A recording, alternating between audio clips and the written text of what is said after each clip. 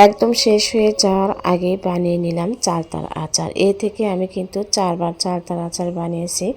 আমি যতবার বানিয়েছি এক সপ্তাহের বেশি কিন্তু আমি রাখতে পারিনি, শেষ হয়ে গেছে। তো ভাবলাম যে চালতা তো শেষ হয়ে যাচ্ছে এই বছরের মনে, তো একটুখানি আচার বানিয়ে নেই। তো কথা বলতে বলতে আমি প্রায় 2 কেজির মতো চালতা কিন্তু আমি এখানে নিয়েছি, 3টা বড় সাইজের। তো আমি পরিষ্কার করে ধুয়ে কেটে নিয়েছি। তারপরে আমি একটুখানি থেতলে নিব, তাহলে ভিতরে কিন্তু রসটা সুন্দরভাবে প্রবেশ করবে আর খেতেও ভালো লাগবে। তো এখানে আমি দিয়ে দিলাম হচ্ছে 8-10টার মতো শুকনো মরিচ। আর এই আচারটা আমি একটুখানি ঝাল ঝাল মিষ্টি মিষ্টি করব, যার কারণে খেতে ভালো লাগবে। তো ভালো করে একটু টেলে নেওয়ার পর এখানে আমি দিয়ে দিব হচ্ছে কালো জিরা, সরিষা, তারপরে দিয়েছি আমি মেথি, আর এখানে দিয়েছি হচ্ছে পাঁচফোড়ন। তো সব কিছু দিয়ে আমি একটুখানি টেলে নেওয়ার পর আমি সাইডে উঠে রেখে দিব। এটা কিন্তু আমি পরবর্তীতে ইউজ করছি।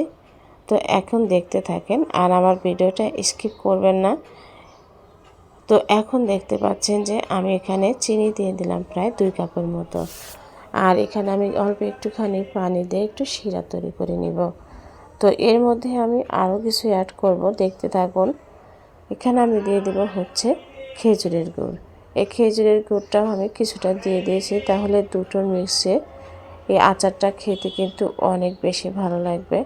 তো এখন দেখতে পাচ্ছেন যে আমি একটুখানি মিশিয়ে নেওয়ার পরে এখন আমি সেই চালতাগুলো দিয়ে দিব। আর চালতার আচারটা কিন্তু কম বেশি আমরা সবাই পছন্দ করি। আর এখানে আমি দিয়ে দিলাম হচ্ছে রসুন, বেশ অনেকখানি রসুন কিন্তু আমি এর মধ্যে দিয়ে দিয়েছি। তো দিয়ে দেওয়ার পরে এখন আমি এটা নেড়ে চেড়ে কিছু সময় রান্না করব। তো এর মধ্যে আমি দিয়ে দিয়েছি হচ্ছে অল্প একটু লবণ, দিয়ে দিলাম ধনিয়া গুঁড়ো, মরিচ গুঁড়ো, হলুদের গুঁড়ো, জিরা গুঁড়ো অল্প অল্প করে দিয়েছি। তো এরপরে আমি আবারও নেড়ে চেড়ে মিশিয়ে নেব।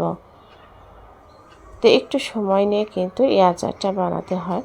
আর আমার আচারটা আমার বাসার সবাই পছন্দ করে, যার কারণে আমি চালতার আচারটা এবার 4বার বানিয়েছি। তো আপনাদের প্রথমে কিন্তু বলে দিয়েছি। তো আচারটা কিন্তু আমার শেষের দিকে এখন। আর আমার আজকের আচারটা কিন্তু একদমই ঝোল হবে না, একটু শুকনো শুকনো হবে। তো আমি আবারও একটু লবণ দিয়েছি, আমার কাছে কম মনে হয়েছিল। আর দিয়ে দিলাম হচ্ছে বেশ অনেকখানি সরিষার তেল। তো এভাবে আমি আর 2-4 মিনিটের মতো রান্না করে এখন আমি দিয়ে দেব হচ্ছে সেই ভাজা মশলাগুলো। তো মশলাটা কিন্তু আমি একদম মিহি দানা করে কিন্তু ব্লেন্ড করে নিয়ে একটুখানি দানা দানা করে রেখে দিয়েছিলাম। তারপর আমি 3-4 মিনিটের মতো নেড়ে চেড়ে চুলাটা বন্ধ করে দিব।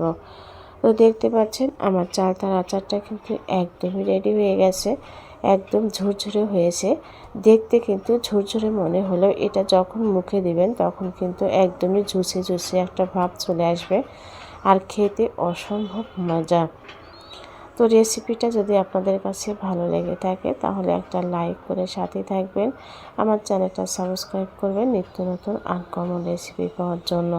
যেহেতু চালটা শেষ হয়ে যাচ্ছে তো ভাবলাম যে একটু আচার বানিয়ে নেই।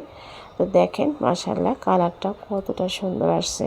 এটা খেতে কিন্তু দুর্দান্ত, একবার মুখে দিলে মনে হয় শুধু খেতেই থাকি খেতেই থাকি। তো ধন্যবাদ সবাইকে।